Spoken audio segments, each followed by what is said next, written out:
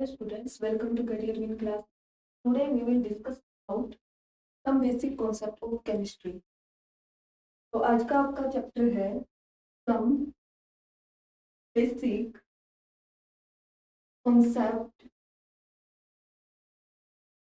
of chemistry.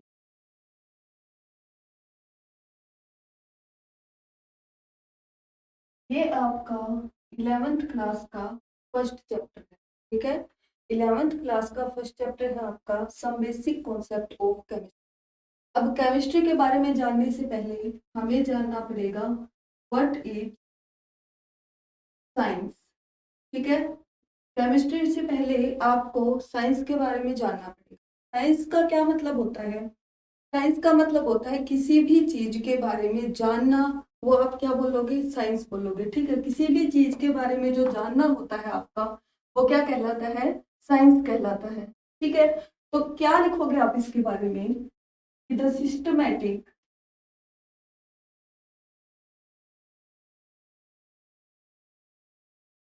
Knowledge based on observation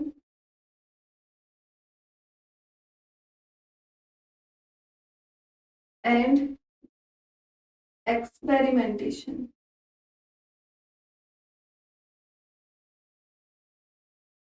ठीक है। क्या होती है ये आपकी? एक सिस्टमैटिक नॉलेज होती है जो कि किसके ऊपर बेस्ड होती है? ऑब्जर्वेशन के ऊपर और आपकी एक्सपेरिमेंटेशन के ऊपर ये बेस्ड होती है कि आप किसी भी चीज के बारे में क्या ऑब्जर्व कर रहे हो, आप एक्सपेरिमेंट करके उसके बारे में क्या निकाल रहे हो। कोई भी जो उसकी जानकारी है, कोई भी उसकी जो इंफॉर्मेशन आप उसके बारे में निकाल रहे हो, वो आपकी क्या हो जाएगी भाई? साइंस हो जाएगी, ठीक है। तो साइंस क्या आ जाएगा आपका? The systematic knowledge based upon observation and experimentation, ठीक है। क्या बोल दोगे आप इसको? Termed as science, termed as science. अब जो आपका ये साइंस वर्ड है, ये आया कहाँ से है? साइंस वर्ड जो है आपका, ये आपके एक लैटिन वर्ड से आया है, साइंटिया से, ठीक है। साइंस जो आपका वर्ड है, साइंस जो आपका वर्ड है, ये आया है आपका लैटिन वर्ड साइंटिया, साइंटिया से। अब साइंटिया का क्या मतलब होता है? साइंटिया का मतलब होता है टू नो, ठीक है। यानी कि किसी भी चीज के बारे में जानकारी प्राप्त करना क्या कहलाता है? साइंस कहलाता है। इतनी बात क्लियर है आपको? उसके बाद जो साइंस होती है, उसी का एक पार्ट है आपका केमिस्ट्री। साइंस का ही एक पार्ट है आपका केमिस्ट्री।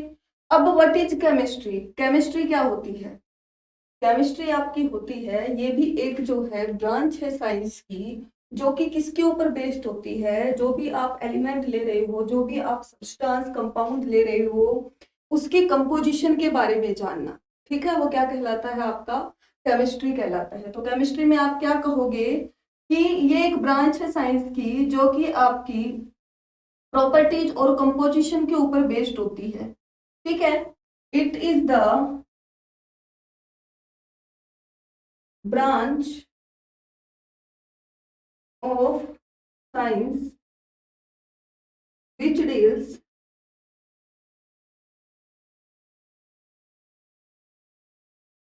with the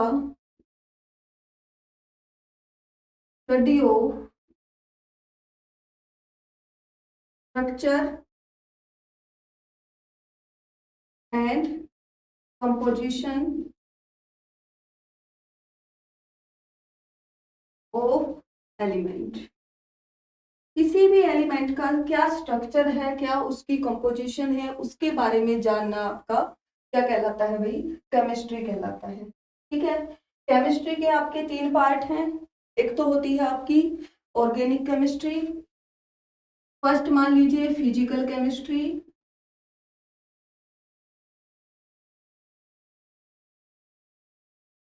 फिर आती है आपकी ऑर्गेनिक और फिर आती है आपकी इनऑर्गेनिक। ठीक है, ये आपके पार्ट हैं केमिस्ट्री के। ठीक है, फिजिकल केमिस्ट्री है, ऑर्गेनिक केमिस्ट्री है, और आपकी कौन सी है भाई, इनऑर्गेनिक केमिस्ट्री है। इतनी बात क्लियर है? ठीक है, उसके बाद आप क्या कहोगे?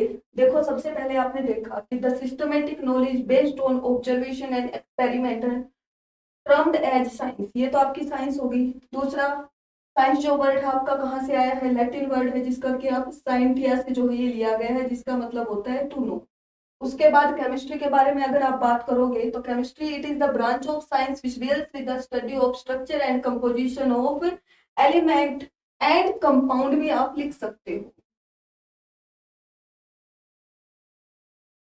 ठीक है, और how they can change and energy release and absorb during the change, ये कैसे ये जो है चेंज हो रही हैं और कैसे इसके अंदर जो एनर्जी है वो आपकी एब्जॉर्ब हो रही है ड्यूरिंग रिएक्शन एंड क्या हो रही है, रिलीज हो रही है। तो उसके बारे में सब कुछ जानकारी लेना हमारा क्या केमिस्ट्री कहलाता है। उसके बाद केमिस्ट्री की हमारी ब्रांच है, फिजिकल केमिस्ट्री है, ऑर्गेनिक है और इनऑर्गेनिक। अब दूसरी बात ये है कि केमिस्ट्री जो है ना हमारी, वो हर जगह हेल्प करती है।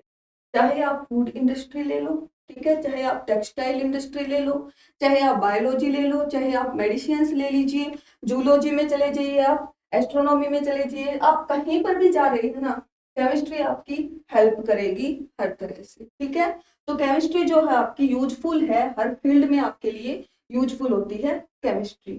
ठीक, उसके बाद बात करते हैं जो इसकी मोस्ट इंपॉर्टेंट थिंग है, वो है मैटर।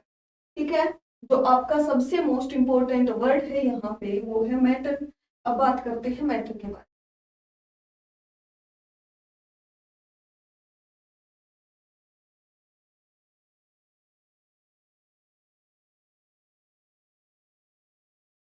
ठीक है, व्हाट इज मैटर?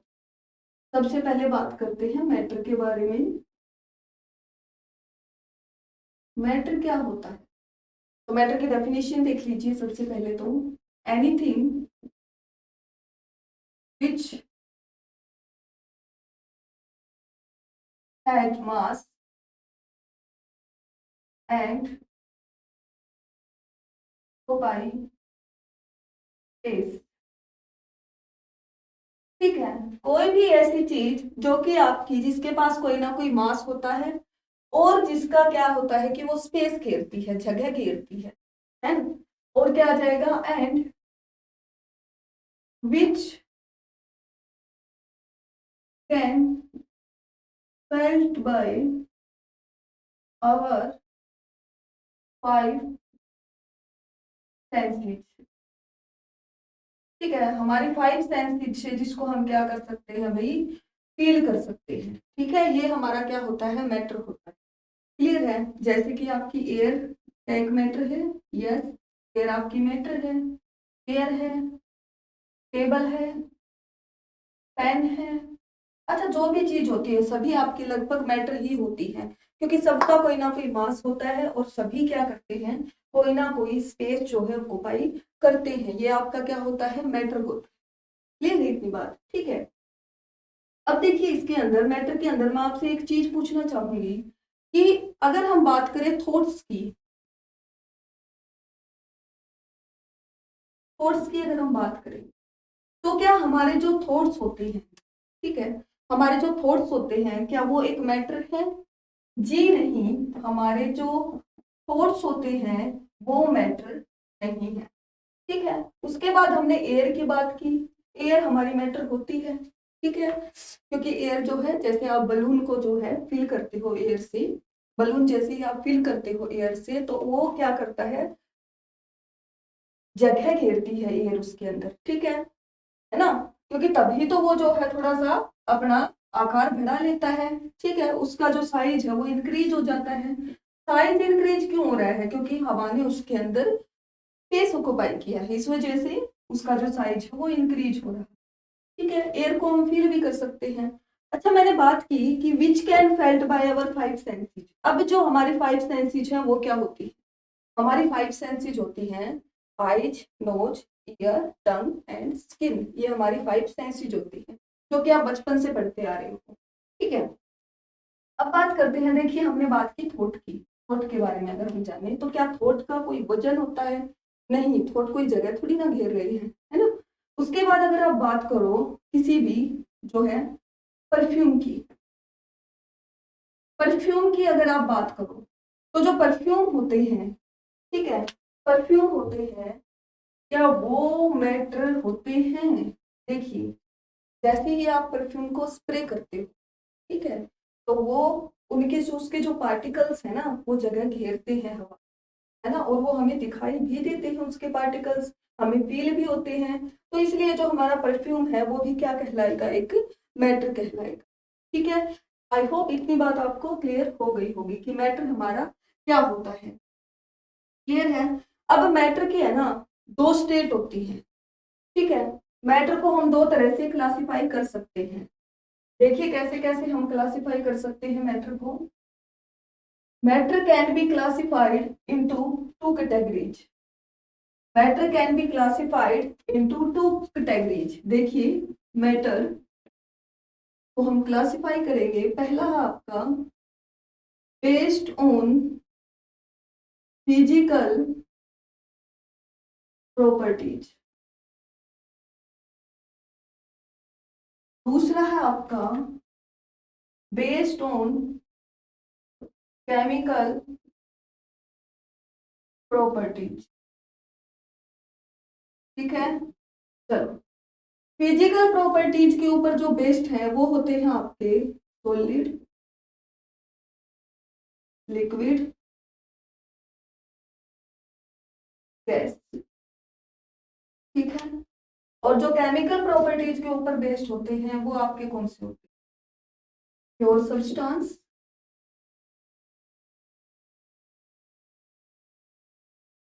और मिक्सचर। ठीक है, क्लियर? फिजिकल प्रॉपर्टीज के ऊपर जो बेस्ड होते हैं वो आपके हैं सॉलिड, लिक्विड और गैस। केमिकल प्रॉपर्टीज के ऊपर जो बेस्ड होते हैं वो आपका प्योर सब्सटेंस और मिक्सचर। ठीक है, अब बात करते हैं प्योर सब्सटेंस में आपका आएगा एलिमेंट और कंपाउंड। और जो मिक्सचर है आपका उसमें आता है आपका होमोजीनियस मिक्सचर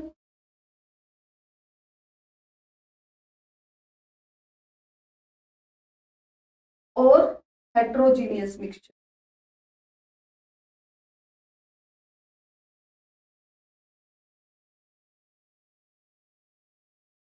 ठीक है, homogeneous mixture and heterogeneous mixture.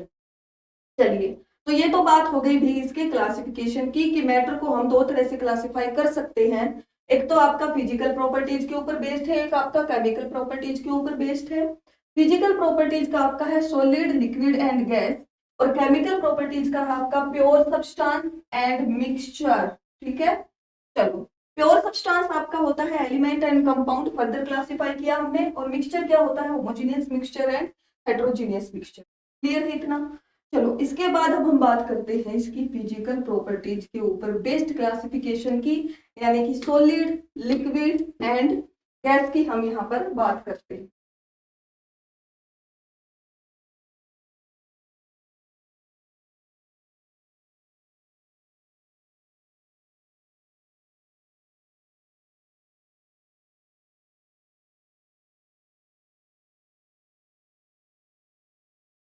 चलो देखते हैं सॉलिड क्या होता है, what is solid.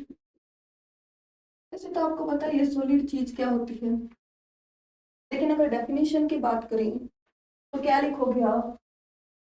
Which have definite, या फिर आप फिक्स भी लिख सकते हो।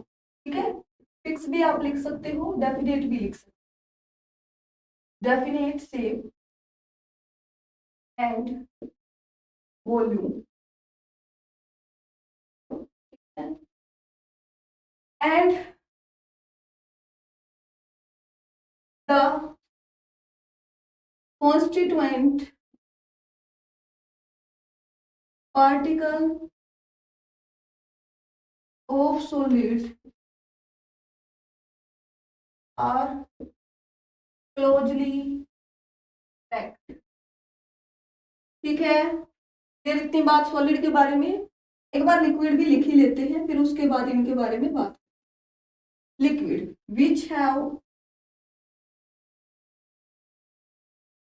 which have definite volume but not definite shape.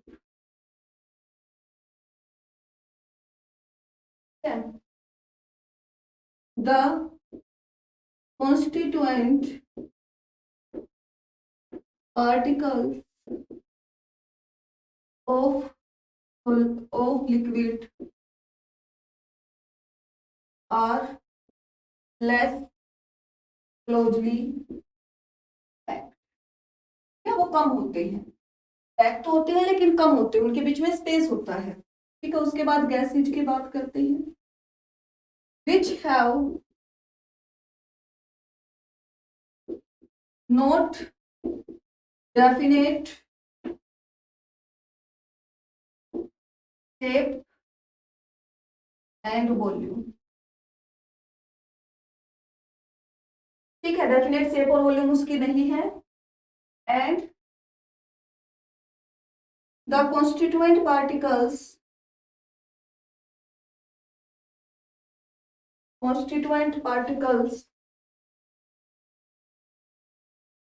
and the constituent particles are not closely packed। Closely packed है ही नहीं, एक दूसरे से काफी दूर होते हैं। ठीक है, तो देखिए सबसे पहले बात करते हैं हमारे सोलिड के बारे में। सोलिड कहता है कि which have definite shape and definite volume, जिसकी एक डेफिनेट शेप होती है और जिसकी डेफिनेट वॉल्यूम होती है, वो आपका क्या कहलाता है भाई? सॉलिड कहलाता है। ठीक है, जैसे आप ये मार्कर ले लीजिए।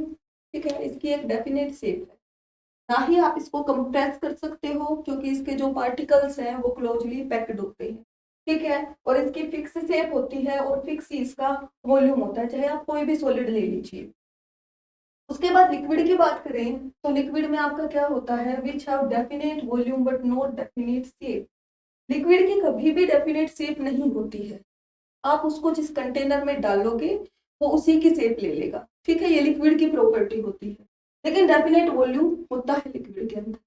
अगर हम बात करें गैसेज की, तो गैसेज के अंदर ना तो डेफिनेट शेप होती है और ना ही उसके अंदर डेफिनेट वॉल्यूम होता है, और उसके जो पार्टिकल्स होते हैं, जिन कॉन्स्टिट्यूएंट पार्टिकल्स से वो बना है, वो भी एक दूसरे से दूर होते हैं, क्लोजली पैक्ड नहीं होते हैं। ठीक है, अगर हम पार्टिकल्स के क्लोजली पैक्ड की बात करें तो देखिए ये तो आपका क्या होता है? सॉलिड। सॉलिड में आपके जो पार्टिकल्स होते हैं वो ऐसे जो है एक दूसरे के साथ में बंधे हुए होंगे, बिल्कुल क्लोजली। ठीक है, बिल्कुल क्लोजली। अब बात करो अगर आप लिक्विड की, तो लिक्विड भी कैसे होंगे? पास पास तो होंगे, पास पास तो होंगे, लेकिन इतने नहीं होंगे जितने सॉलिड में होते हैं। इनके बीच में स्पेस रहता है लिक्विड का। लिक्विड में क्या रहता है? बीच में स्पेस रहता है पार्टिकल्स के बीच में। बात करो गैसेज की, इसके पार्टिकल्स तो ऐसे होंगे भी एक दूसरे से दूर दूर। ठीक है, ये सॉलिड है, ये लिक्विड है और ये गैस है। ठीक है, अगर आप बात करो कंप्रेसिबिलिटी की, तो सॉलिड जो होता है ना आपका, वो नॉट कंप्रेसिबल। सॉलिड को आप कंप्रेस नहीं कर सकते क्योंकि देखिए कहाँ जगह है, पार्टिकल्स बिल्कुल जो है क्लोजली पैक्ड है, कहीं जगह ही नहीं है ना कि पार्टिकल्स एडजस्ट हो जाए कहीं पे। लिक्विड को आप कंप्रेस कर सकते हो क्योंकि इनके बीच में जगह होती है ना, तो लिक्विड के जो पार्टिकल्स है वो कंप्रेस हो सकते हैं आपके। उसके बाद अगर आप गैसेज की बात करो तो उसके पार्टिकल्स तो है ही कंप्रेसिबल, वो काफी दूर दूर होते हैं एक दूसरे से, है ना। उसके बाद जो लिक्विड है ना आपका, वो फ्लो नहीं कर सकता।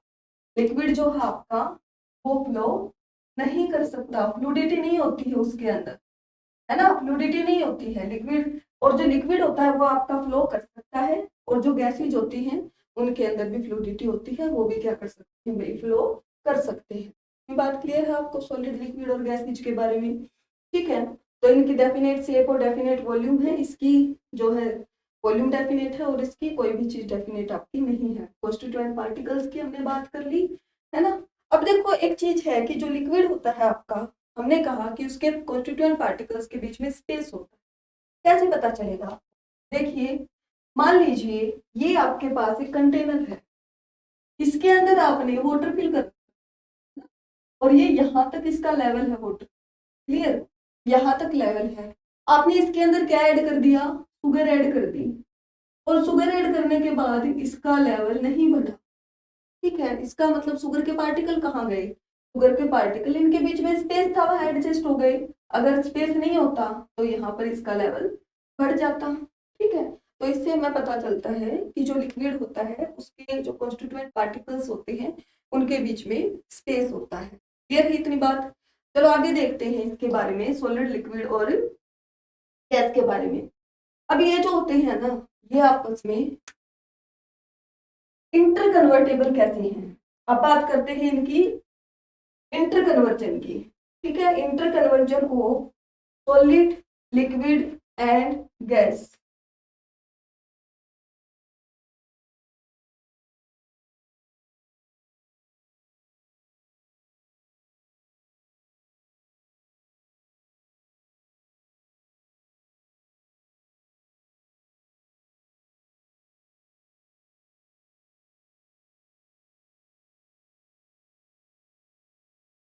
इंटर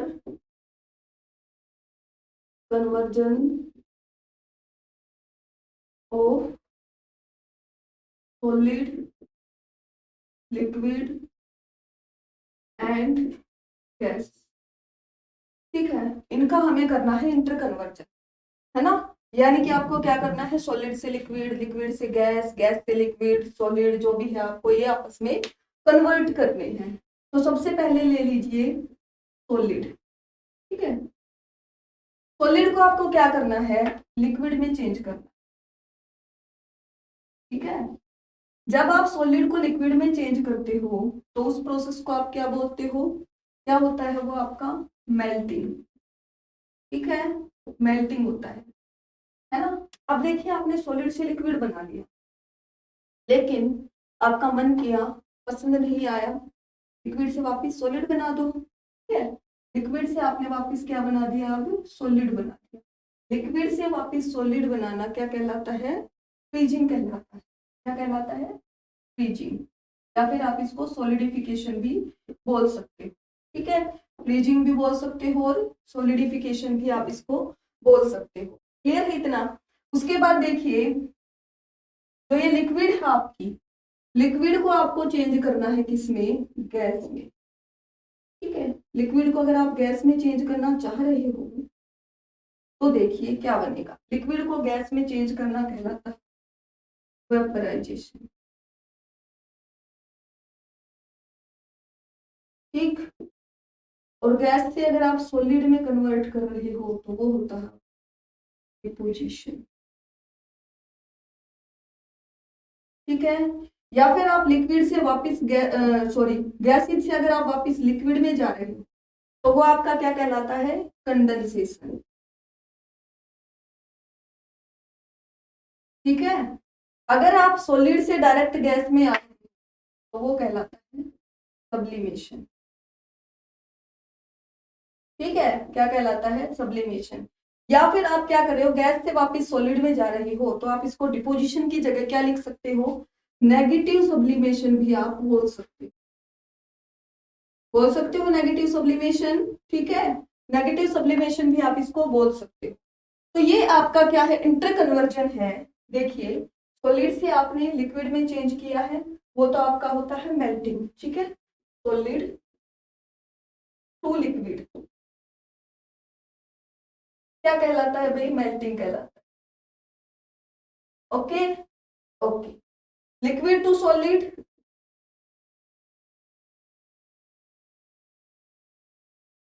क्या कहलाता है? लिक्विड टू सॉलिड फ्रीजिंग कहलाता है, ठीक है। लिक्विड टू गैस क्या कहलाता है? वेपराइजेशन।